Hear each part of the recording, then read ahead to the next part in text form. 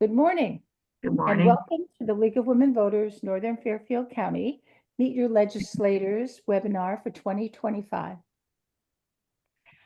I am Judy Grimsman, Vice President for Program for the League of Women Voters, Northern Fairfield County. I will be serving as moderator this morning. Welcome to our legislative attendees, members of our chapter, the League of Women Voters of Northern Fairfield County, along with our guests, members of the American Association of University Women, and the Women's Club of Danbury, New Fairfield. Our chapter looks forward to this event each year as it provides the opportunity to learn about issues of importance to our state and local communities. And I would be remiss as a League of Women Voters representative if I did not mention that President Biden declared the Equal Rights Amendment the law of the land yesterday. And the League has been fighting for that, well, forever in its history, but particularly for the amendment passage and inclusion in the Constitution. There are things that have to be done after that, so I wouldn't even pretend to comment on what's going to happen after this point. If any of our legislators want to comment on it, if any of our legislators want to comment on it as we go through the program, that would be fine. I have to just interrupt for a minute. I got a comment, Russ, from Elaine Sleeth that I was frozen and she couldn't hear me. Okay. Is- Okay, I'll take care of it. She can Okay. talk to me. thank you. Each of our legislators will speak for a few minutes about what she considers the issues of primary concern this spring in Hartford. After these remarks, I will present questions of concern to the League of Women Voters and our viewers. Any viewer wishing to submit a question should use the Q&A icon at the bottom of your screen. The chat function is disabled. Move the cursor over the bottom of the screen to view the icon and click on Q&A. Questions may be submitted at any time during the webinar. Because the webinar concludes promptly at 11, we may not have time to address all the questions.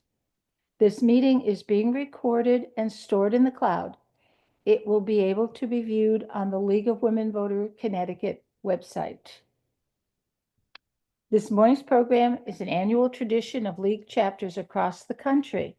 Members and their guests gather to learn from their state legislators what issues are among the most important to be discussed and perhaps voted on in the current legislative session.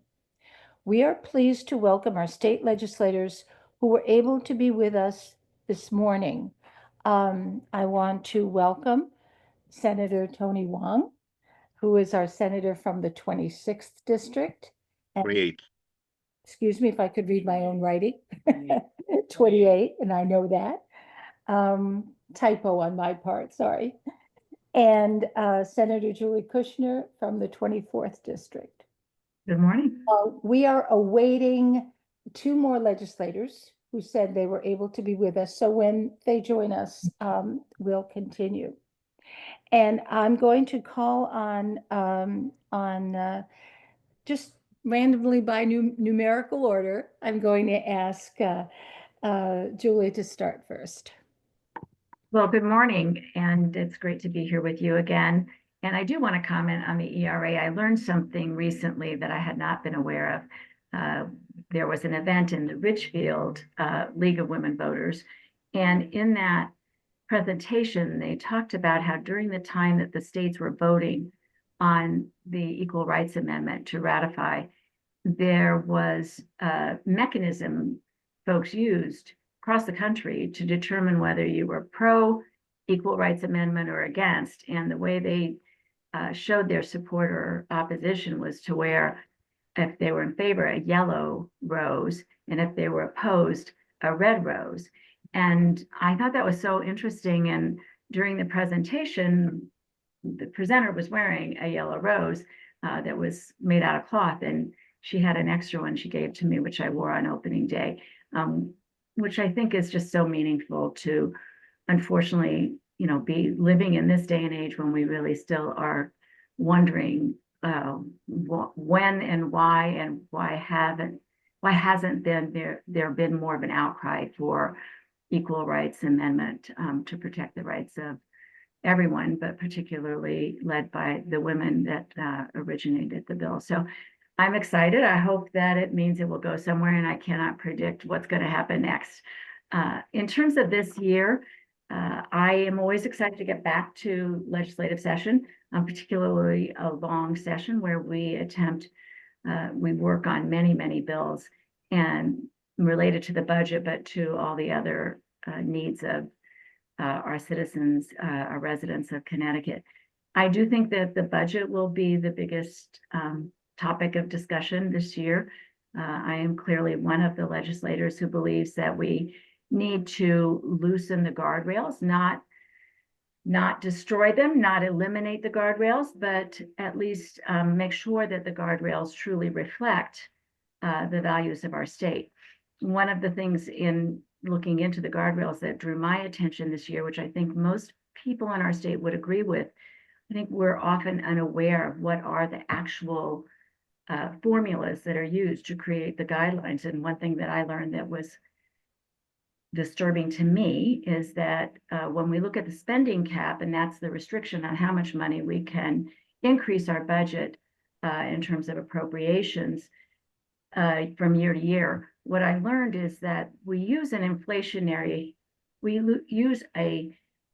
formula that creates it gives us more room based on inflation, which I think everyone would agree that we should be able to keep up with inflation in terms of our spending. What I found out is that the index that we use, the CPIU that we use for looking at the spending cap, does not include the inflation on food and energy. And I think that most people in Connecticut would realize those are two of the biggest, when we go to the grocery store, when we go to pay our electric bills, everyone is screaming about inflation, which I totally understand. And here in the state, we don't recognize that as something that we're also affected by. So, things like that, I think, should be adjusted so that we are truly able to meet the needs of the constituents. So that's something, obviously, that I'll be paying close attention to as we develop our budget. Additionally, I'm chair of the Labor Committee. We have some priority bills. We announced our two top priorities this week will be to pass a bill that would protect striking workers, that would allow them to have the ability to exercise their federal rights to withhold labor without fear of being evicted or fear of not being able to feed their families. That has driven too many strikers to need to collapse and concede, often losing access to good health care or unable to protect their benefits in retirement. If we provide unemployment for striking workers after 2 weeks, similar to what is being done in New York and New Jersey, then it at least gives folks the option to exercise that right to protect their working conditions. And so it's one of our top priorities. The other priority is to pass a bill that would protect warehouse workers. Historically, legislators and, federal governments and state governments have adopted rules for employers that make sure that the workplace is safe. And what we're learning is that with the new technology that is now available in warehouses, it's really created some very unsafe conditions. So that's something we'll be addressing as well. I also serve as vice chair of appropriations. This is my first year as vice chair, but I have been on the committee for 6 years. And I am also on education, executive, and legislative nominations. I'm also on public health and on children's committee. So I have a big load, as we all do, and I'm looking forward to Busy getting days. Thank you. Thank you. And Oh, welcome, Representative Godfrey. It's nice to see you as always. Glad you're here. Nice I'm to be seen. Thank you. I'm asking, we are waiting for one more person, but I'm asking each of you to speak for a few minutes on what your priorities are for the session. So Senator Wong, please. Judith, if I may, I always defer to the Dean of the General Assembly. If Representative Godfrey would like to go ahead of me, I will always gladly defer. Not at all, Tony, and I'm not the Dean of the General Assembly. There's a bunch of people ahead of me, but Tony, go right ahead, please. All right, thank you. Welcome, Representative Godfrey. Uh, Judith, I think it's fabulous to be here, and thank goodness for Zoom. I will be beginning my 12th year in the 28th Senate District. I have been appointed the ranking Republican leader in the committees of cognizance and transportation, as well as insurance and real estate, and also aging. And I will also sit as a member on the Finance and Revenue and Bonding Committee, serving as the Republican ranking on the bonding subcommittee, as well as Planning and Development Committee. So for us, there's only 36 of us in the Senate, so we kind of balance the load and do what is necessary. I think if I could summarize the legislative priorities, there are so many. I think at last count, there are potentially, the deadline was yesterday at 6 o'clock for all the bill submissions.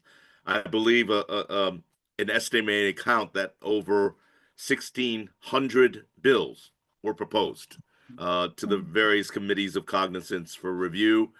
Many of them will be winnowed down to concepts being raised for public hearing. And that is one of the things that I hope to be able to provide to your membership, is that when bills are raised for public hearing in the committees of cognizance, that if it has resonance and relevance to your membership in the various groups that we're looking and that are participating today, that you should come and participate, either by attending in person at the People's House, which is the Capitol, or submit written testimony as your viewpoints and thoughts, or in this concept of virtual technology, Zoom in to be able to have your voices be heard. So I think that's where I wanted to share the legislative process. I think that the three major issues, if I could uh, attempt to kind of summarize, would obviously be the budget. We operate on a 2-year biannual budget, which begins on July of 2025, going forth to June 2027. It is a 2-year budget that requires us this year on the even years, on the odd years, to go from January to June. And it will be probably, in my mind, the most contentious and most critical issue, because the budget impacts everything that we do, from services, funding, prioritization. Um, and I do believe it's going to be quite a challenge. As Senator Kushner mentioned, the fiscal guardrail will be a very important point of conversation. We've heard tremendous success stories of the guardrail in regards to developing a rainy day fund, using the excess volatility funds to be able to pay down our long-term debt, which has resulted in a net of reduced interest charges to the tune of over $650 million since its inception, to be able to fund education, pave roads. Interest rates do nothing to help provide critical services. But nevertheless, the guardrails are going to be a point of contention, and it's going to be difficult because people need to be reminded that the state budget used nearly $5 billion out of a $52 billion budget of ARPA money. That is a one-time shot. And we're looking to make shortfalls on many of the tremendous programs we were able to implement and meet the needs of our community. What also people don't realize is the ARPA money also flowed to municipalities.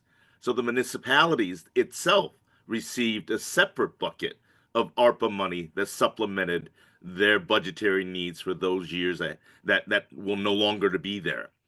The third bucket that people don't realize is each respective Board of Educations received ARPA bucket money that is separate from municipal funding and state funding.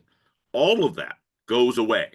So when we talk about budgetary pressures, the challenge isn't just for the state of Connecticut, which kind of has a trickle down effect to our municipalities, and through our municipalities impact education budget of each municipality.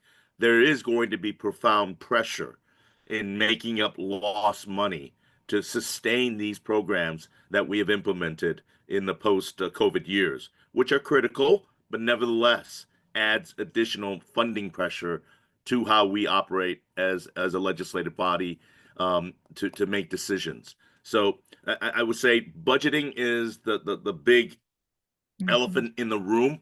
The governor will be proposing his vision of the budget come early February, and then the legislature, through its appropriations and finance and the various area committees of cognizance, will offer their input. So it is a balance. To you as a former history teacher, it is a checks and balance that we have in Mhm. Oh, thank government you. in Connecticut. So, but to me, budgeting needs to be about priorities. It needs to be about priorities and meeting the needs of those that are most vulnerable, most at risk, but at the same time, provide critical, necessary governmental services in a sustainable way. But it's open to interpretation for many people to look at it, how they envision their priorities, and that's why we have a legislative process. The second area I think is important in my area of cognizance is aging. For many of our seniors and the combination of insurance and healthcare cost, it is I think a double whammy for many of our seniors with the increase in regards to challenges of utility rates, taxes, and inflation food costs combined with critical cost and unsustainable cost in healthcare and insurance cost. The governor in his speech on opening day touted affordability and opportunity. And I think both of them need to coexist in order to meet the needs of our, not only the aging population. I hate to narrow it down, but the whole population as a whole. But I have a soft heart in part of my heart for seniors, because I think the aging in place process, the dynamics of emotion and challenges that we learned post COVID are critical. And I'm going to stay in my lane in the area of cognizance. I think that's something we can really hone in on and make sure we sustain. And make no mistake about it, my predecessors in the aging committee and the General Assembly as a whole last year made a profound positive statement in passage of a bill that is comprehensive. And if any of your members want to know some of the issues that we have raised, passed, and to the benefit of our seniors in our state, I'm happy to share it, because it's something that I'm extremely proud of, having worked on it for over 10 years. To see it come to fruition in a bipartisan and funded basis is something that I'm excited and privileged to kind of continue, I hope. I think the third would be transportation. I know it's not as controversial. It's truly bipartisan, because roadway safety and pedestrian and biking and the overall safety of people that need to go from point A to point B has been one of the most tragic, preventable incidences we can prevent in our society. But nevertheless, the prevalence of post-COVID reckless and speeding on our roadways, the distracted driving that's caused by increased technology and a false sense of security that the cars can virtually drive themselves, that we can do 8 other things that we normally do in an office, is a dangerous trend. But I think the third is also the danger of impairment on our roads. I can think back 25 years ago that MAD was and an uphill battle in regards to raising drunkenness and on our roadways. Unfortunately, it still exists, but now we've added a very toxic blend to the danger of impairment on our roads. That is the legalization of marijuana. There is no way we can test for it, and I don't believe in coincidences. The fact that since the passage of the legalization of marijuana, we have seen dramatic increases in roadway fatalities on Connecticut roadways, to the tune that this year, past year alone, we had 324 fatalities on our road, and that had and preceding the record high of over 360 in 2022. So again, for me in transportation, improving infrastructures, getting people off the roads through mass transit is something that I believe in a bipartisan basis that we can do. But nevertheless, I've said this to many, many family members that have lost loved ones in preventable tragedies on our roadways, that these are things that we have a mission as legislative empowerment to raise awareness to prevent these preventable tragedies. So I could go on, but there are other colleagues, and thank you for the opportunity to be able to share some of my vision and perspectives and the privilege I have to be able to represent the people of the 28th. Thank you, Tony. Okay, Bob, would you like to share what you think are the key issues you'd like to see discussed and resolved in the upcoming session? Be very happy to, and thank you for doing this. I look forward to this league event every year because it's just a chance to chat, to hear as well as speak on the issues that are a challenge here in our state of Connecticut. This is no different from past ones. I'm the Deputy Speaker Pro Tempore of the Connecticut House of Representatives. I'm served as the Vice Chairman of the Executive and Legislative Nominations Committee, which, interestingly enough, will be vetting the appointment of Danbury's own David Arcani to the to PURA, the Utilities Regulatory Authority, in the next few weeks, and that'll come up for a vote probably in the House. I'm still serve on the Judiciary Committee. I have for my entire time in the House. I'm on Regs Review, which is one of those checks and balances on state agencies enshrined in our Constitution, and I'm on Legislative Management. I share the concern over the budget. My fear is that the slash and burn attitude coming out of Washington will negatively affect the revenue coming in, especially for things like education, hundreds of millions of dollars, and just a whole lot of other things, and the craziness over, vaccines and other what I consider to be nonsense that is part of the toxic climate within the Beltway. And we're going to have to deal with it. It was interesting. I was chatting with a colleague, Kristen McCarthy-Vahey. She's a state rep from Fairfield. And shortly after the elections in November, she was at a event that was giving some federal dollars to the local police department. And she was chatting with one of the police officers who was a big Trump supporter. And she said, "This is probably the last time you're going to be getting this money." And he replied, "Oh, no, we expect the state to pick it up." Well, let me tell you, we don't have enough money to pick it up. So I think one of the biggest challenges is going to be trying to keep a balanced budget, trying to keep services, trying to keep education, especially going on in the state as we go forward. And of course, we've only heard rhetoric. We haven't seen any concrete or specific proposals put on the table in Washington. So that is a big part of my concern. And I agree with Julie Kushner. In fact, I signed on to a bill with her regarding changing the way we compute inflation as part of the formula that we use for the spending cap and for other so-called guardrails. And we'll have to see how that discussion goes.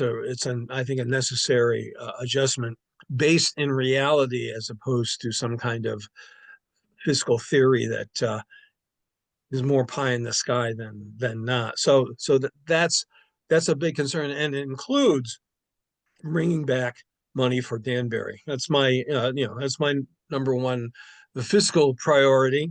In the sense that my district is completely within the city of Danbury. I represent the downtown part of Danbury.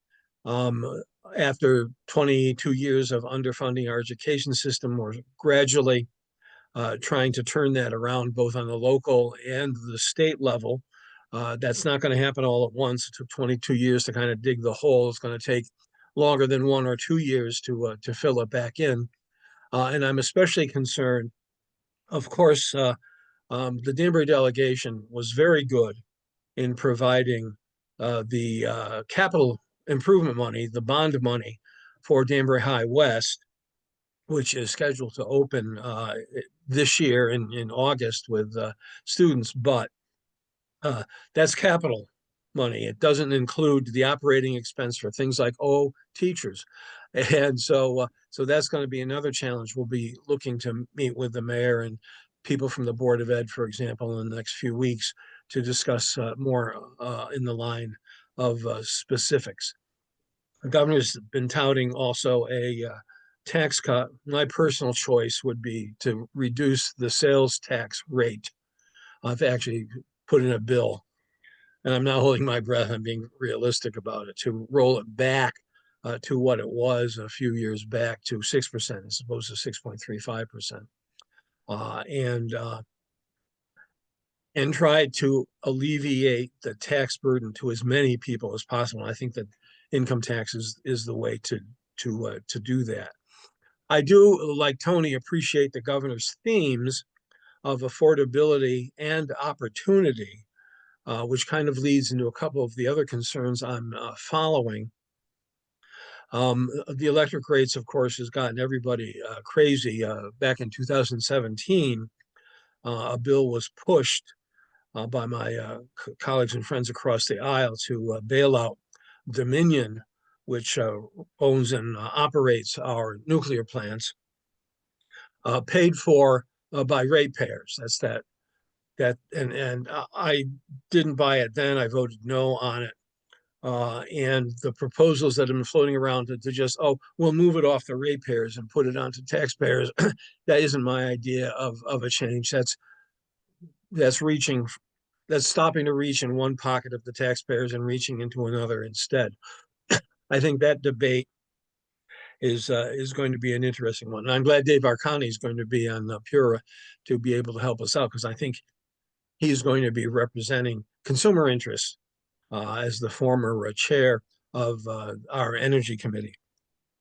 So that's part of the affordability. The other unaffordable part, I think, of Connecticut's economy that's hurting young and old is the housing crisis. There's many more people looking for homes, whether it's a standalone or apartment or a condo, whatever, in Connecticut than there are available units.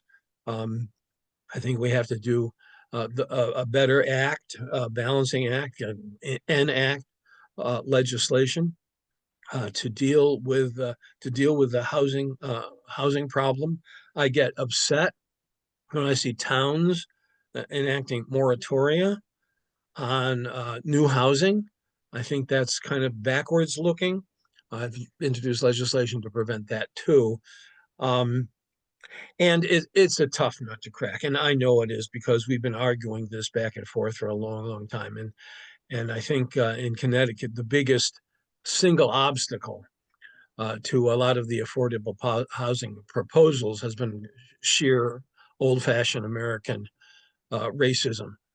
We don't want those people moving into our suburbs. So that's in the mix too. It makes it very, very difficult. But when you've got not only people who want to own homes or move into an apartment going, along with businesses who are saying we're having trouble recruiting employees. There's over 70,000 job vacancies in Connecticut as we sit here today, also sees the affordability of housing as a problem. That's Bob, that's excuse me, going maybe nuts. could I ask you to maybe briefly, if you wanted to mention one or two other things? I'm looking at the clock. I would like to Yeah, get to some of the questions. those are the top Yeah. three. I was just Well, winding up. So I yeah, appreciate yeah, I'd that. be happy to talk about any other topic Yes. anybody raises. I would like, just before we go on, though, I would like one of you to volunteer to define and explain for the people watching the term guardrails, because I have a question about it from one of the league questions, and maybe I'll just read it. The question was going to be, and I'm not sure everybody watching understands what that's all about. I have here Connecticut's fiscal guardrail law, which limits how budget surpluses can be used, should be changed to allow for more flexible spending. How would you respond to this statement? So maybe, since I've raised the question, maybe each of you very briefly, because we have a lot of questions to get through, a minute or so, uh, just explain what is a guardrail, and do you think that it should be changed? Would anyone like to go first? Judy, before, I'm not going to be the first to address that, but I do want to ask if you could resend the link to Ken. He texted me that he didn't get the link. Ken got Oh, excuse me a minute. I will just check with my audio advisor over tech there. I'll be- support, because I know Ken was trying to get on and he texted me that he didn't get the link. So I know, I know we all thought he was going to be joining us. So Okay, fine. I'll send. I don't know, maybe if, Okay. since Judy's, oh, there she is. She's, Okay, technical staff is all over it. thank you. And sorry to Ken. And I Okay, defer to so my would colleagues. anyone like to speak to? Can I defer to my Yeah. colleagues that were there in 2017 to address this? I'm newer. I have a good understanding, I believe, of the guardrails, Okay, how they're comprised and what they're intended for. But I'll defer to the ones I won't call you my elders, because I'm not sure that you are older than me, but I will call you as my colleagues who were there at the time.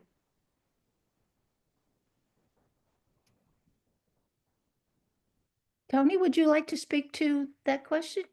Absolutely. I think the key was going back to 2017, when we had a budget deficit under Governor Malloy, uh, and it was an 18 Senate tie. And through the failed proposals of the budgets, we were in a standstill up until nearly October, I believe. What came out of that October compromise were the Senate Republicans and Senate Democrats. Some of the senators um, united to propose a budget that was acceptable and passed through the Senate in a bipartisan basis that included what they call a fiscal guardrail of volatility caps of up and down in our budget seasons, and revenue and spending. And we came up with two guardrails, which is in the area of appropriation and spending, which was tied to a spending cap that was tied to increases in inflation, as well as giving some considerations to distressed communities and other political exempted needs area. So there was some flexibility in that regard, but overall, it created a cap of spending constitutional or legislatively, which was renewed last year unanimously in the Senate, that we were going to keep to the spending cap and not exceed it and not tap into the surplus money of the rainy day fund or extra revenue. Okay. We also did that in bonding, where you were capped at an allocation consistent with um, uh, cost of living indexing and inflation costs, but it was capped and you cannot exceed it.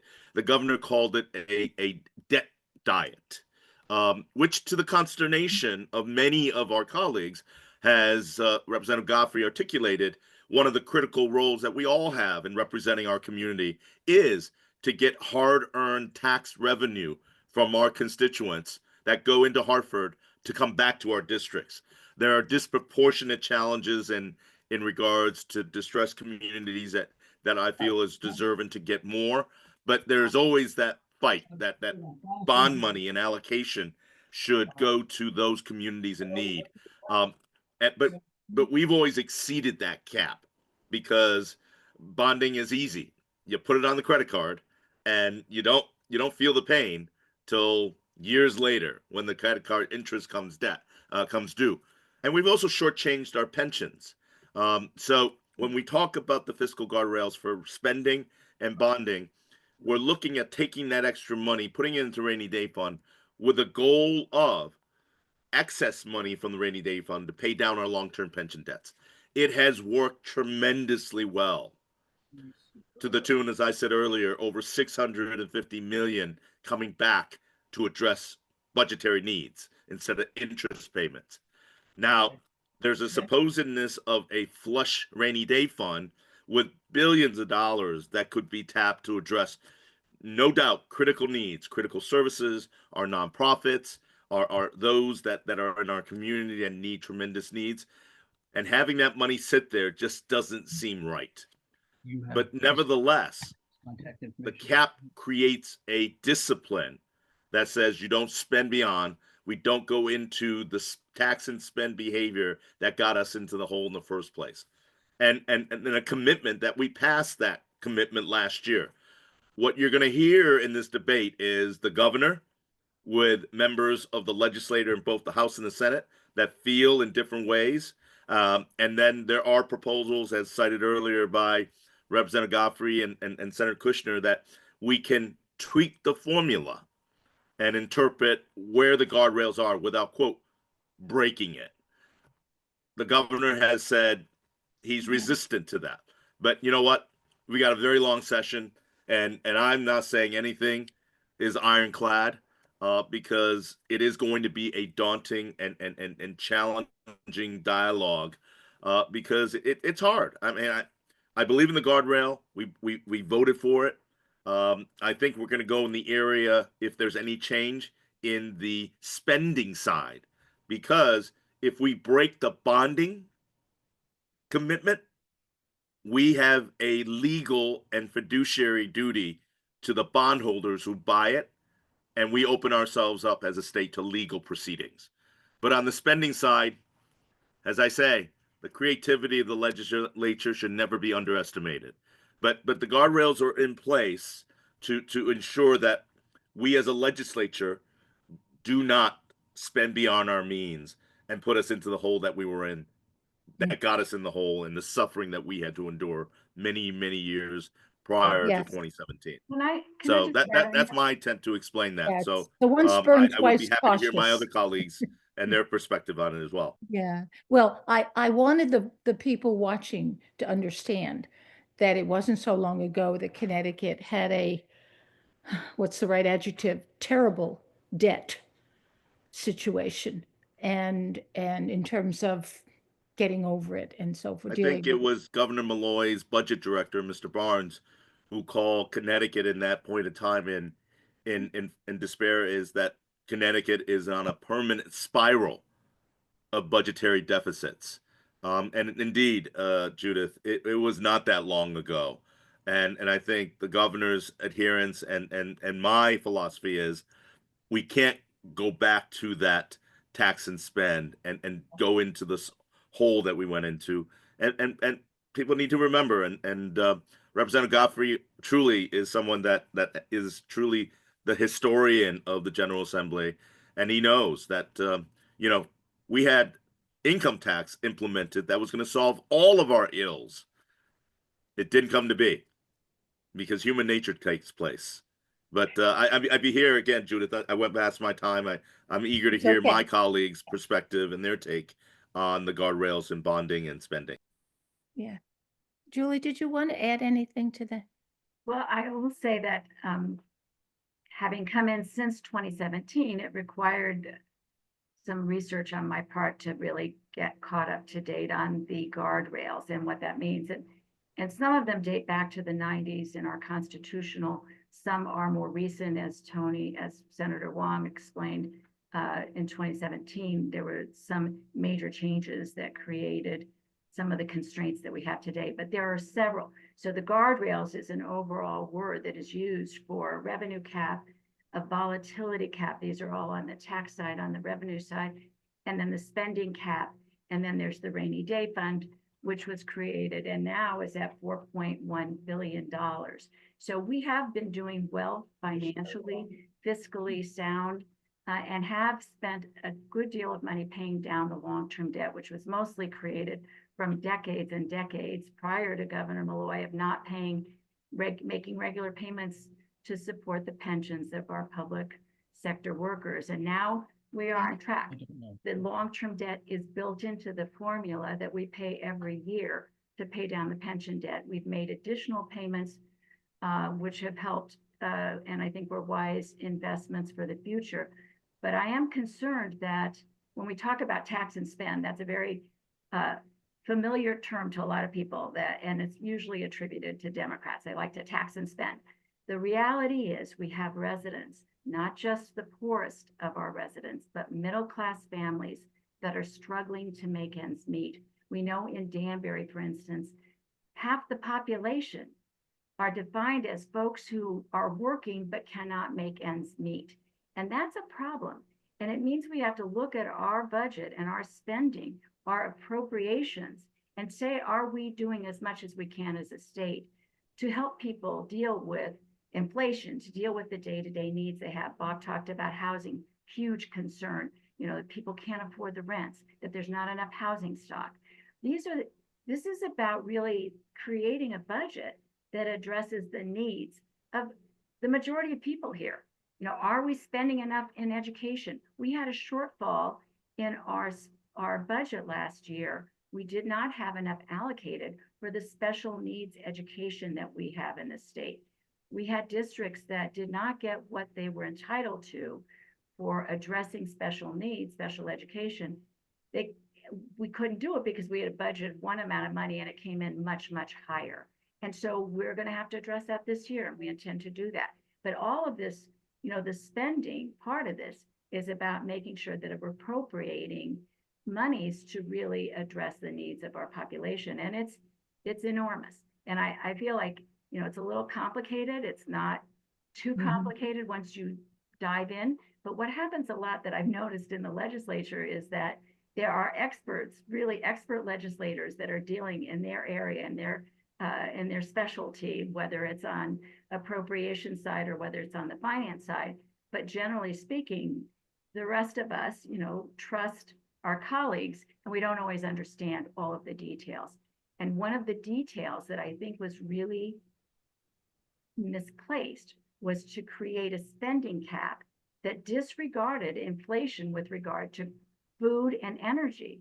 Right there, that would, if we were to have a true inflation index applied to our appropriations part of the budget, we would gain an additional $466 million that is desperately needed in education, early childhood, mental health, Medicaid reimbursement rates. There's just a multitude of things that we're not funding properly. And I know I've left out some important ones, but we need those excess dollars to be able to address the needs of our population, which is why I think this discussion about fiscal guardrails needs to be translated into real terms for people, so people know what we're talking about.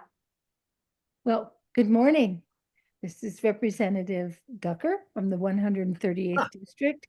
I've been kind of working behind the scenes here with Russ to deal with technical difficulties. So thank you, Russ, for overcoming them so that Mr. Gucker could join us this morning. I want to thank. I want to shift gears for the questions, although I guess I'm looking at the time.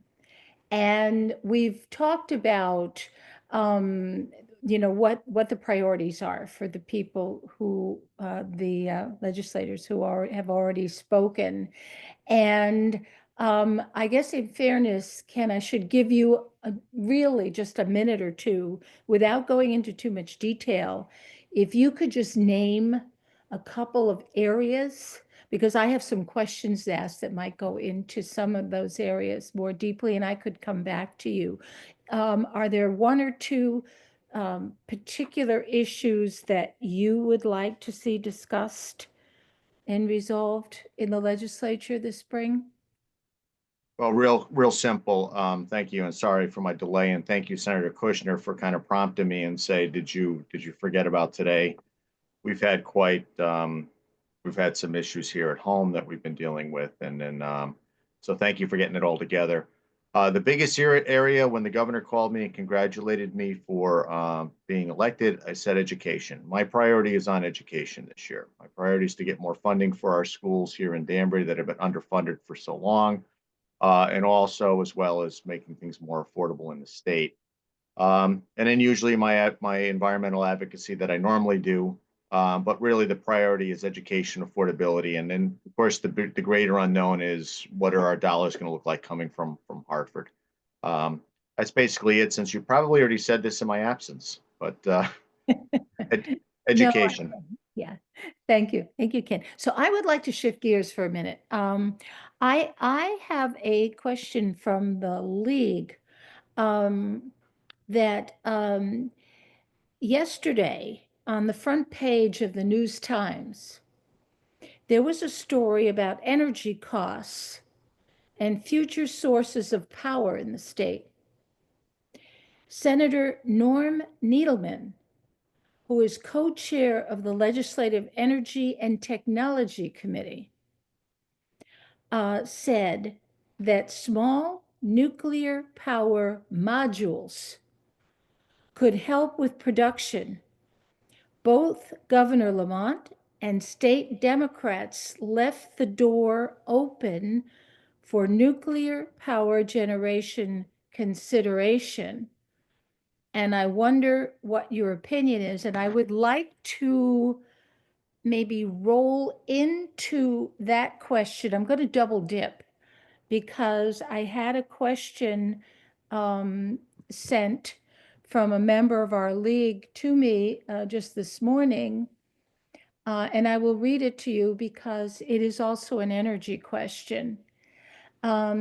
Says, I got an email from Eversource yesterday. They are asking Pura to accept a rate increase for the natural gas customers. This rate will increase the delivery charge for natural gas by 49%, creating an overall bill increase of 24%. And the question for you all was, what are the legislators doing to help control energy costs to Connecticut residents? So we're talking here about electrical generation, we're talking about natural gas, rolling it into a question about energy costs for the people in the state. So who would like to answer that? Again, yeah, it's a simple question, I know, and you can answer it in 25 words or less. But you could take 50 words. And just any ideas, particularly I had never seen about nuclear modules. I had never seen that description or idea thrown out before.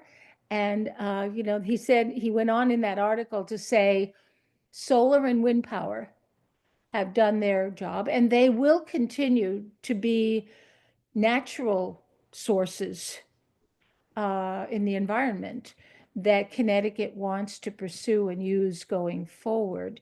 But in the interim, he said, right now, maybe we have to look at nuclear modules or something else. Would anyone like to speak first about any of that? Well, I guess as somebody who's on the Environment Committee, and we've only just had our first meeting yesterday, and it was unfortunate I had to do it via Zoom. I I'm not sure nuclear modules are going to be the answer because, you know, the big question that has been looming over this country since 1979. In fact, most of us here remember 1979 with 3 Mile Island and other concerns. We have watched nuclear energy age, you know, been aging. And the bigger question's always been, what do you do with the spent fuel? How do we make it more efficient? So even though we may be able to generate nuclear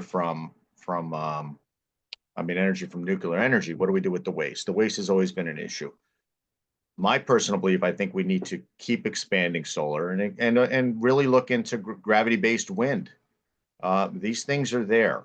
I like what they've done. I think it's Lindy in Danbury.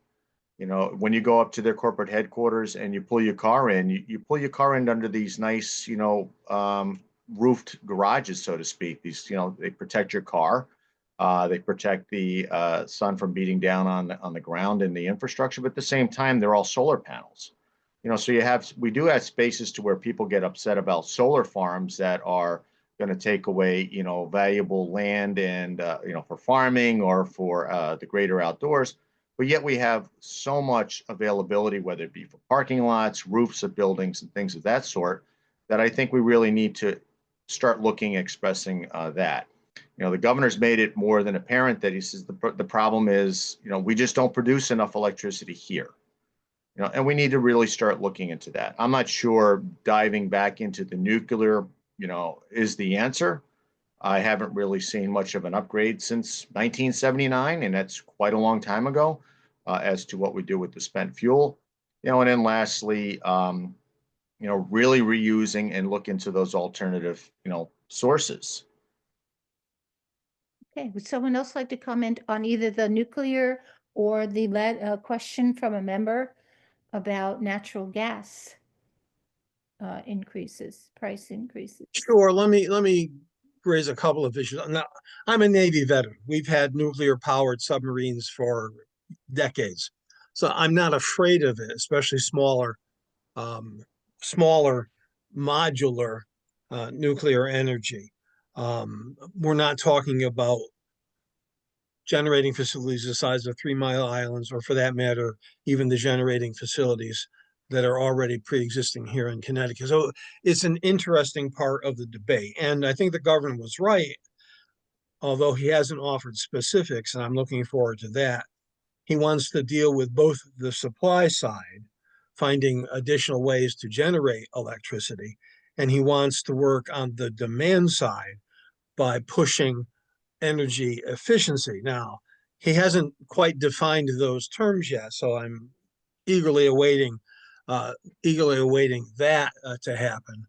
But and there's some additional challenges ahead of the entire country and the entire world, for that matter, as we move from fossil fuels, including natural gas, although it's going to be slow and it's going to take time, to fund electric vehicles. Everybody's talking about artificial intelligence, consumes vast amounts of electricity, amounts we don't have. So dealing with both demand and supply, I think, are going to be a big part of the debate this year. So, and I'm looking out my window today. It's cloudy. That reduces the amount of solar. Connecticut isn't exactly a desert state that would prompt a lot of solar, and too many people are objecting to wind power because it's not pretty, which I think is a crazy position to have. But I think that's the challenges ahead of us. We've got to deal with the supply side. We've got to be able to not have to depend as much on electricity generated out of state for here. And people have to remember, Eversource doesn't generate electricity. It just delivers electricity from generating facilities to your house. So that's all wrapped up in the debate, Judy. Okay, all right. Well, would anyone else like to comment on energy costs? Yeah, I'll quickly add. I think utility cost and energy is a bipartisan objective, and I think it is critical for us to try to address a multiple of the issues. We are a big energy user state, and I think one of the keys is looking at energy supply. And as much as people may want to deride nuclear, if we did not enter into that contract with Millstone, the fact that we would be having rolling blackouts in the state of Connecticut and energy deficiency throughout. When you look at Millstone and the agreement that was reached, supplying nearly 50% of the power usage in the state of Connecticut, what if they go away? We're going to struggle with our appetite for energy usage. In regards to nuclear, we still have remnants of 3 Mile Island. But the fact is, technology and innovation has gone leaps and bounds. And I think we have to give it a chance to evaluate where we go with nuclear, along with all the other renewable energy sources that we need to utilize in our toolkit. And no doubt, nuclear waste is an issue. We can no longer ship it to other states. They don't want them. Where do we go with that? That is a critical factor. And there's always that danger and risk of the unknown. But nevertheless, make no mistake about it, nuclear energy is the strongest zero carbon emissions energy that we have in our repertoire. And if we're looking at climate change and reducing our carbon footprint, that needs to be part of the solution unless we have scaled up sufficiently wind, solar, and hydro. But the challenge is we don't have enough capacity and we're a long, long way away from it. I think the other part of it is, so we got supply and usage. Let's not forget, Connecticut residents are truly lucky that we have the opportunity to have our large panel TVs, our constant energy on, heated pools, and all the necessary niceties of 21st century civilization. But they suck up so much energy. And you're looking at the business front of AI and data centers, which are big economic engines that I know the state of Connecticut would like to lure for economic innovation and sustainability. They suck up energy to the amount that we can't even fathom. So we have a supply and demand question in energy. And it's not alone. We're competing with the likes of New York, Massachusetts, and the New England corridor and the rest of the country. The other part I think is important that I think we can do legislatively is asking for transparency and accountability and respect for the consumer from our utility companies. They are, in essence, a virtual monopoly, granted the right to be able to provide energy and a public trust. I feel that trust has been betrayed. And the fact that the excitement that we have to add a potential new commissioner that has a consumer background, that is not a past expert that are employed by energy companies, even though previously our good friend Mr. Arconti was employed by Eversource. The fact is he brings a balance into the Public Utilities Regulatory Authority, working with Marissa Gillette to be able to dictate policy to the ire of both of our utilities who have now sued and offer cease and desist programs, perhaps because it's for the first time in my recent remembrance that these utilities have been challenged to the business as usual way that they've conducted themselves. One of the ways that many of the consumers who are very upset by the public increase in cost of utilities, not only the end bill, but it was a bipartisan effort of the Connecticut legislature that I was very strongly supportive of, that asked for transparency in our billing. The 4 demarcations and the buckets, as the word I like to use, that explains transmission, generation, and supply. And the 4th bucket being a public benefit that people can see clearly on their bills now and say, what is this public benefit? The public benefit had always existed in our billing, but it was kind of a hodgepodge of a puzzle that people didn't know where they were. That was one of the things that we did legislatively that said, here, public benefit, lock it all down, And I would agree that some of the issues, some of the costs that's being incurred in the public benefit are important, critical elements of energy and energy conservation. But there are many, many other components of the public benefit that should not be there. And I deem it as a hidden tax on ratepayers that did not have a choice to decide whether they want to pay for it or not. So I'm open to talking about shifting some of those costs that we approve as a legislature that does not go through the public budgetary vesting. And it's a good idea, but nevertheless, it is the consumer that pays for it without a full realization of what it's for. We benefited zoos as part of energy conservation in the public benefit. Those are issues that I think we need to vet out and prioritize, and greater transparency of what we're putting burdens on taxpayers and ratepayers as well. So I went a little longer, but obviously it's an issue very, very near and dear and passionate about, because whatever we have to do, something has to change, because it's absolutely unsustainable and unaffordable. Well, Judy, I would like to I shift have to gears a jump little in, bit. Oh, Judy. Judy, I yes. got to jump in. 'Cause okay. Senator Wong came this close to saying something I could agree with. This close. And I was really thinking you were going to go there. But you didn't. Let me know. But I don't agree that the public benefit charge, the way you described it, really truly represents what we've done. And unfortunately, there are so many people that are misguided on this issue because they really truly believe the rhetoric that says that taxpayers are bailing out folks who can't pay their bills. We have always, as you pointed out, Senator Wong, I'm sorry, we have always had a public benefit to help people who couldn't afford the disabled, the elderly who couldn't pay their bills. We don't want them dying because they don't have electricity. And we've done that. And that's a good thing that we do as a good society. The biggest portion of the public benefit charge has gone up recently.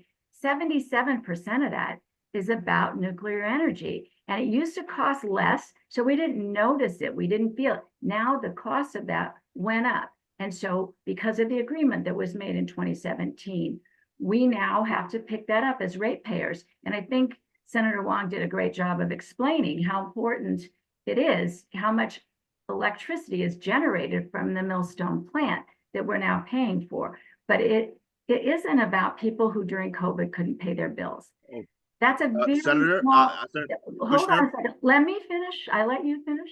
No. That's a really small part of it. But I will tell you, even today, there's just, because of the lack of understanding on this, I'm getting emails from folks who think that we took care of poor people who couldn't pay their bills during COVID and have walked away scot-free. And I don't know if scot-free is a derogatory term about Scottish people, so I apologize for saying that.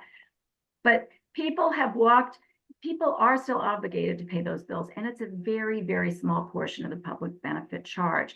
So I just feel like there needs to be an education on that, because unfortunately, it has become a very divisive part of our conversation today.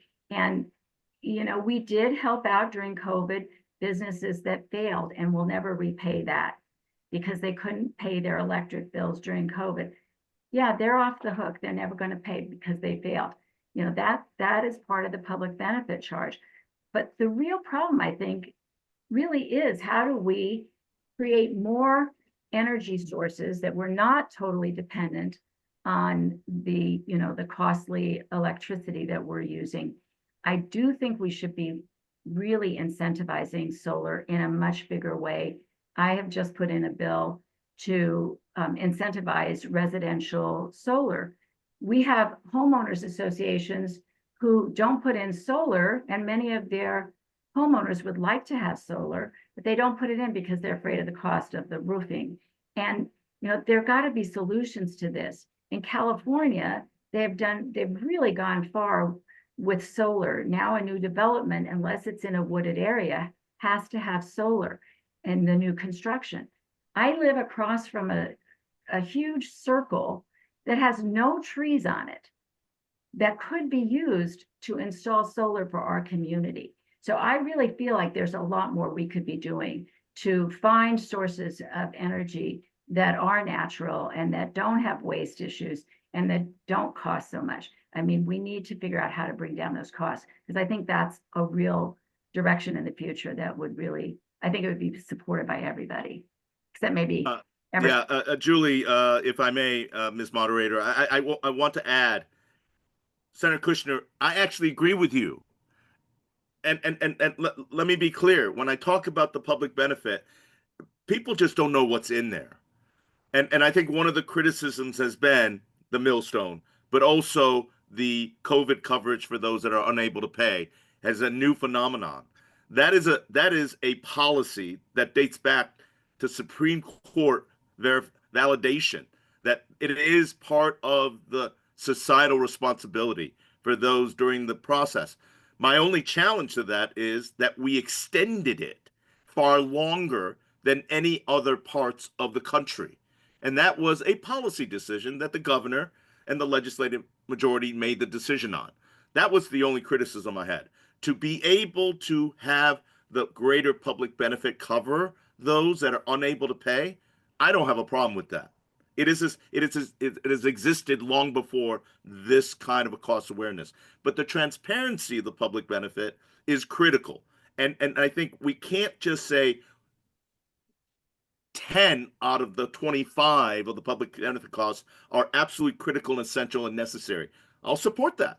But there may be another 15, 20 that is an added cost that I think transparency wise that we can now break down and say, you know what?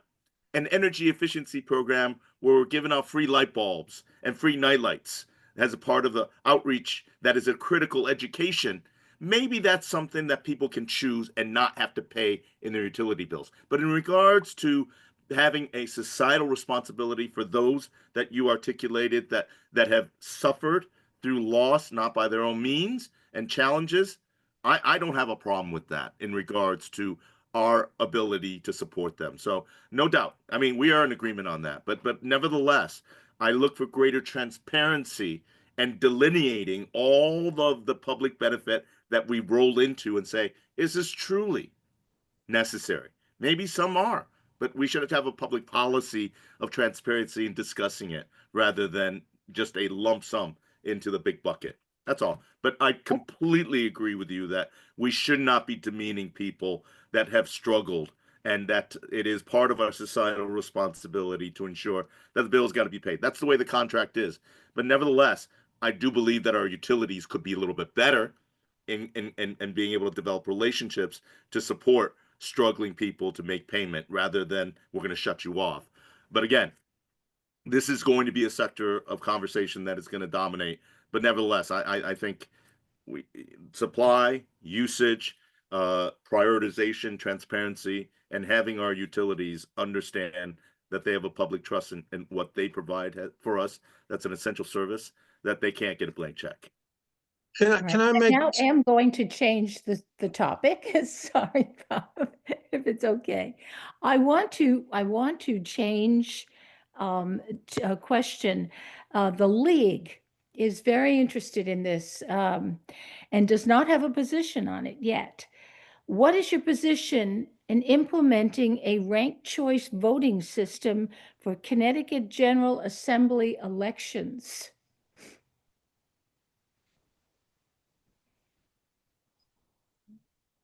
Anyone want to? I've heard about this. Everybody keeps talking about it. I have yet to see a proposal put on the table with details that says how it works. And it's not the kind of thing that you cherry pick a couple of different elections. And my question that has yet to be answered, when in this year in Danbury, we're going to have an election, local election, municipal election, and there are more than 40 positions on the ballot. It takes two sides of the ballot. How does it work for the zoning alternative member? And no one has even begin to talk about that. So I think I'm in a wait and see what the proposals are. It's not like you can just do this for a few elections and leave out the others. So it's a work in progress. Anyone else want I'll to? just add that I have a meeting scheduled next week with the folks that have been working on this. There is a commission that was assigned the task of, bringing to the forefront a lot more information than we've had in the past. And I'm looking forward to hearing from that meeting. I think in terms of our elections, there are other priorities for me.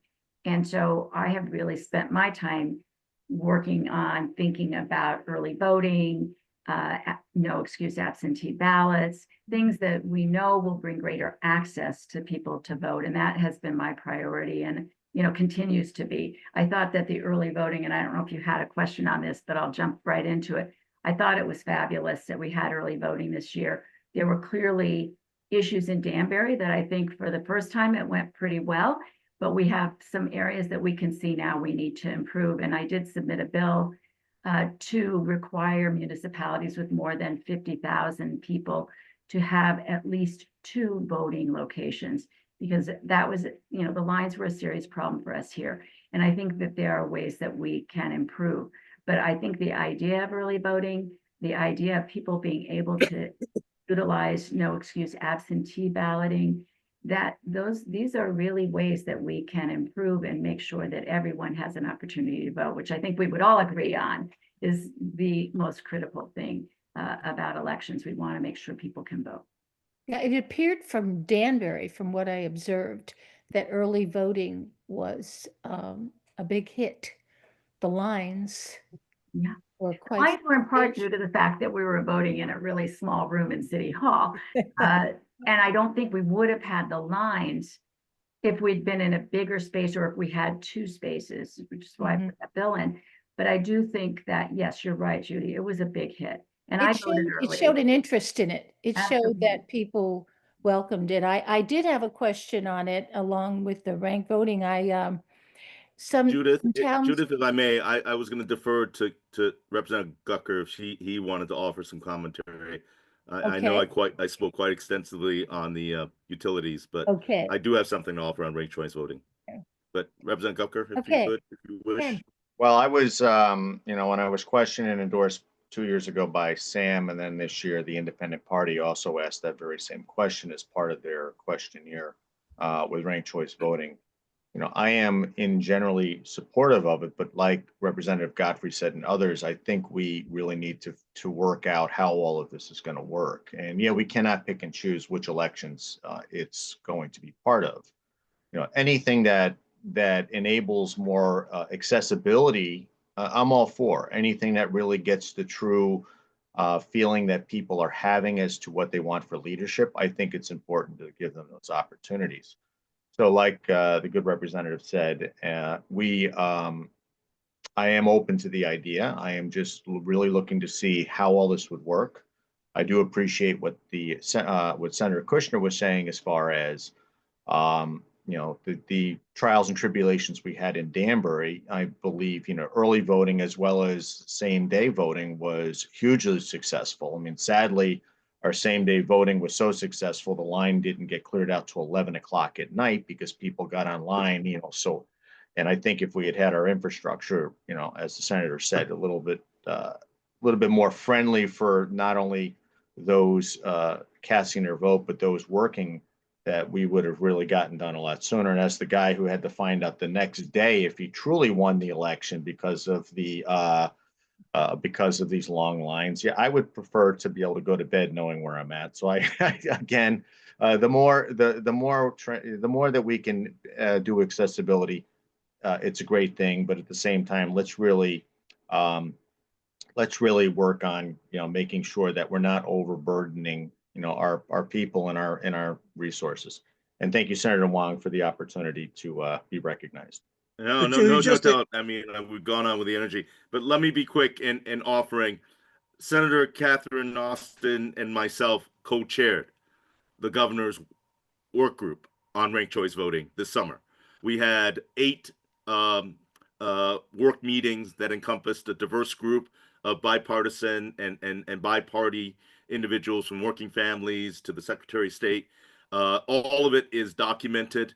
We had tremendous feedback and education from New York City to Maine to Oregon to Cambridge, Massachusetts, which has instituted ranked choice voting for over 45 years and had resulted in a population that reflects a much more representative electoral elections of candidates, and it allowed for a greater access of representation of the voters to be able to choose, and it created a much kinder political campaign process where you don't one go head to head and dogmatically kind of beat each other up, because you may have to depend on your second favorite voter to be able to work out that process.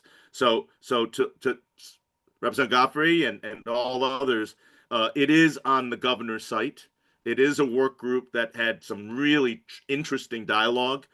The goal is what the ranked choice voting affords is one, greater voter access and their candidacy and representative candidates to be able to have a say, and that the vote is not wasted, that you have an opportunity to rank these individuals.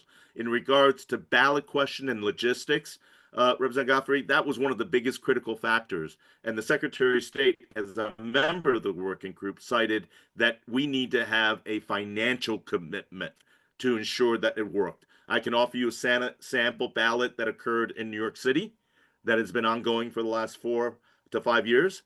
It has worked. But the second most important for me in ranked choice voting is it allowed for ideas and candidates to flourish and to come to the forefront of being part of the electoral and democratic process. And I think the third, repeated over and over again, it is the logistics and the cost. As we said, early voting has been a tremendous success.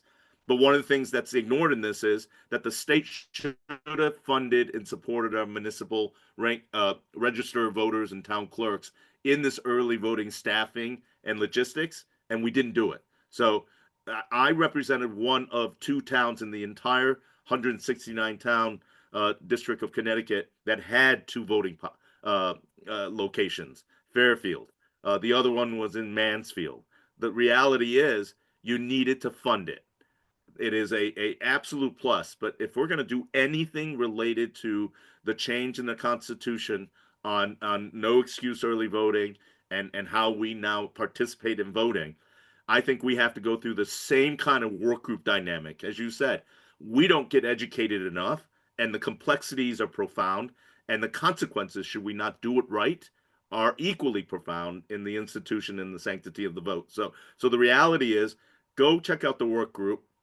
There is a bill being proposed right now with details, and it is a recommendation with no mandate. It is purely optional and allows municipalities to do so. It is permissive language, and that's critical. It allows the towns. And why do we say that? Because right now, even if towns want to do what Cambridge, Massachusetts did, or any other municipality that thought that opening up to ranked choice voting would be allowed, our state statute does not allow it. And that's what this ranked choice voting bill that Senator Austin and I co-sponsored, hopefully with the support of the governor, will allow towns, if they should want to do so, to get an understanding based upon the background work that we did as a working group in the ranked choice voting working group. Okay, thank Sorry you. to take up the time, but I just want to I say was that kind I of do deeply involved. agree. I do agree with Senator Huang that we needed to fund those municipalities in terms of the early voting. We needed to have greater funds and anticipate the needs of the municipalities. And I hope we can do that as we go forward, because I think that it's critically important to fund our election process. But we might have to loosen the guardrails in order to do that. Well, Senator Well, that was Karshner, one I of my think we questions. find So out this I time spent have a little worthwhile. bit of a surprise question for you.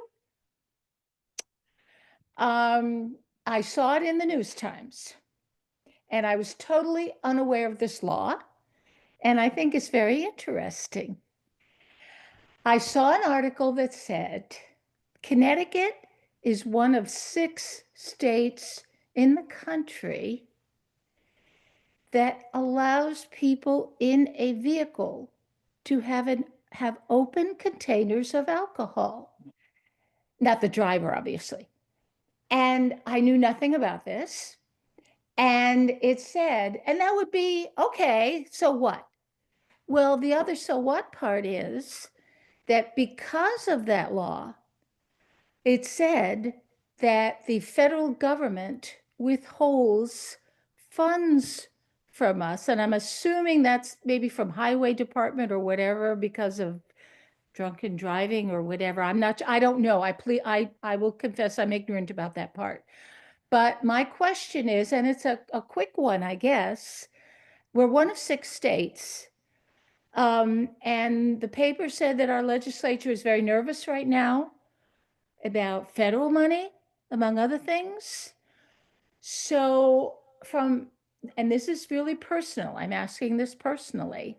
From a personal point of view, it seems, does it make sense to address this law and open up federal money that's now being denied to us to come into the state? As I say, it's the first time I saw anything about this. I have no idea how much federal money is involved here that's being withheld from Connecticut. Would anyone like to give a very short response to that? I mean, I'm only asking it because it involves money into our state treasury. I'm not aware of the federal government cutting back on its transportation money coming to Connecticut. Yes, there's that threat that's been there, and it's been about smoking, and it's been about teenage driving, and a whole bunch of stuff. But they've never Okay, flipped this switch. that answers the So question we're not losing money because of because that. of it. The Okay, whole discussion over this is going to be an interesting one, because I remember a few years ago, one of my colleagues said, you know, I go to a restaurant and we order a bottle of wine, but we don't finish it. Could I bring it home? And we said, yes, you can. We created a statute, provided you put the bottle in the trunk. So this is just another balancing act we're going to have to deal with. Thanks. okay. Well, it's not an earth-shaking question, but I thought it was curious, and I asked it because of the money involved. It, And it, it, it it will be a bill that's raised as part of the Connecticut transportation roadway safety consideration. So I will get you that information, Judith, and you can offer your perspective on it. But yeah, that is one of the longstanding issues. And I agree with Representative Godfrey. I did not know about the legal consequences. So if you could send that article to me, I'd be happy to follow up with DOT okay. to find out if truly that is impacting us. But no, this is a long-standing one. It's been around as long as I've been in the General Assembly. Mhm. Okay, and I Open have container laws. one final question again, and this involves what can the General Assembly do or plans to do about this? So it's about affordable housing, a crucial issue in the state. State statute 8-30G sets a goal that 10% of each town's housing qualifies as affordable. If the 10% target is not met, developers may propose projects that are not subject to local zoning regulations. After 30 years, when this was passed, less than 25% of Connecticut towns meet the affordable housing standard. What would you propose the Connecticut State Legislature consider to increase progress toward the affordable housing goal? And I really need, looking at the time, like a 1 or 2 sentence answer. Or is this going, maybe a better question would be what I've just said to you. Is this going to be seriously discussed in Hartford about, is there anything really to move this law along? 10% of every town's housing is supposed to be quote unquote affordable. And the article I saw, it said that the law was passed about 30 years ago. So as somebody, probably the only person in this room that actually has an 830G project around the corner from them, and has had to deal with the below 10% threshold, a lot of the things that are holding back some of these communities from actually having these laws pushed or enforced is because the infrastructure is not there to allow some of these projects. when you go to the city of Danbury and you talk about residential multifamilies, or if you look at high density housing, you need the access to city water, city sewer, and other infrastructure things that are just not available. So sadly, some communities have rejected changing their infrastructure because it would not allow some of this high density housing. I know a few towns north of here that are very resistant to that. But the other thing that I've always had an argument with is the project around the corner for me. When you do the 830G project, 10% of that project is supposed to be, 30% of that project is supposed to be known as affordable. It's kind of the carrot and the stick thing. They're allowing developers to come in here and say, okay, you're going to put in what they consider affordable housing, but it doesn't have to be the whole project, because it would be, they wouldn't reap the benefits that would make it worthwhile to develop the project. So they say you have to make 30%. Sadly, what happened was there was a loophole that they utilized to say, well, if we give extra money or if we do certain things, we can knock that number down. I personally, and I served when I was up in Hartford, and I'm serving again on planning and development. I'd like to see them say there is no loophole. If you're doing an 830G project, 30% of that project needs to be affordable. The one around the corner for me, and forgive me for speaking fast because I know you're running out of time. They only did 14% affordable.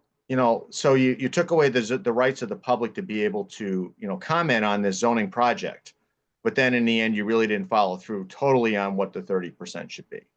So if we're going to have a developer come in on an 830G project, 30%, no negotiation, we need to do that. And that would help us get that 10% back up to that 10% threshold.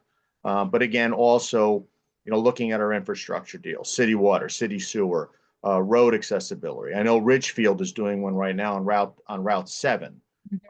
To where some people say, well, look, Ridgefield's doing it. Oh my God, how'd they do it? Well, it's Route 7. If you've driven Route 7, it's not really quintessential downtown Ridgefield. It's a very high traveled road.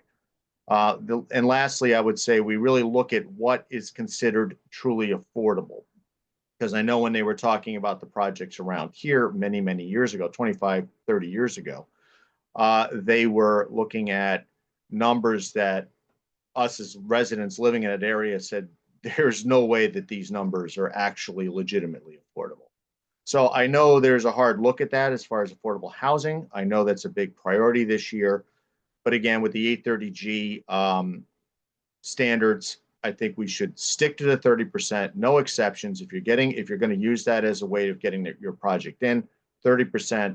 And then also, like I said, lastly, we look at what infrastructure changes need to be done in these various communities so that they are able to become compliant. Okay, I just wanted to put it out there. I know that affordable housing is a real concern for the state right now in terms even of attracting people to move in for jobs and so forth.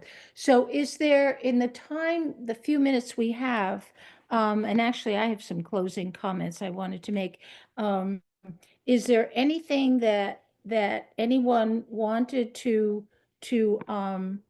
say about anything in a minute or so? The time just seems to evaporate. If I can be allowed, I just want to thank the league and the members that are watching to give us this opportunity. As Representative Godfrey said, it really is a privilege to kind of exchange ideas and get your thoughts.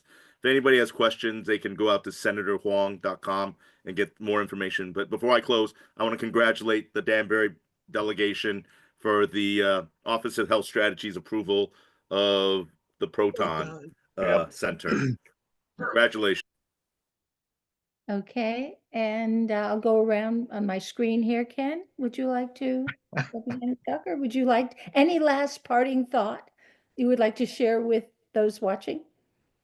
Well, I just want to thank everybody for their support and their encouragement to, run again this year and get back up into the legislature. It is truly humbling to know that so many people were just so positive and pushing forward, and they do realize that democracy dies in darkness and that we really need to be out there. And when the people don't talk and the people don't show up, they get what they get. So I am encouraged by what the league does. I'm encouraged by really promoting people to get out there and really push and talk. And by the way, we can't represent you if we don't know what you need us, and we can't be your best voice if we don't know what that voice sounds like.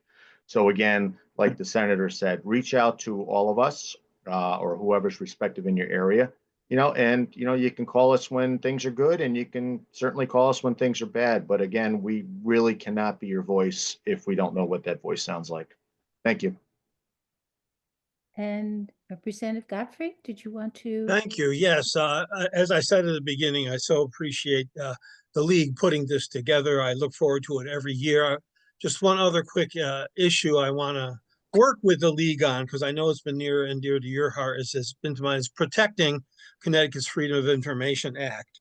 It is constantly under attack by people in government, in agencies, municipal and state. Don't touch my stuff is kind of the bureaucracy's starting point and anything. So working to defend that from incursions would be a good idea. And again, Judith, thank you so very much. This has been enlightening and fun. Thank you. And Julie, Mayor Kushner?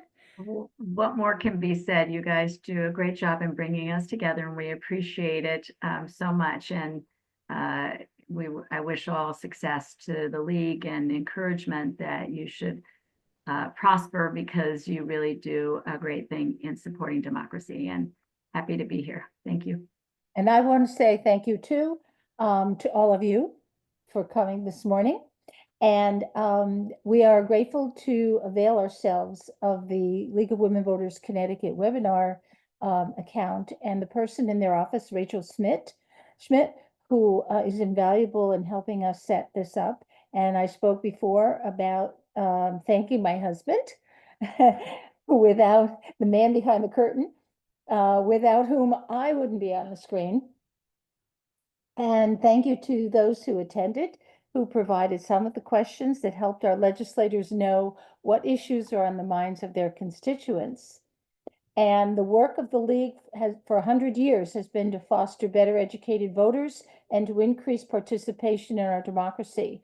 Our chapter needs volunteers always to achieve these goals through our voter registration events, educational programs at the schools and colleges, and programs of significance for our members and communities. Our chapter serves the towns of Bethel, Brookfield, Danbury, New Fairfield, Newtown, and Sherman. We invite you to consider supporting our work. Perhaps you know family, friends, or neighbors who might want to become involved in some way. And if so, they can email me at lwvnfc@gmail.com. And thank you. We are just about on time. So I'm going to say thank you once again, and have a wonderful rest of the day to everybody. Bye-bye. Thanks. Bye.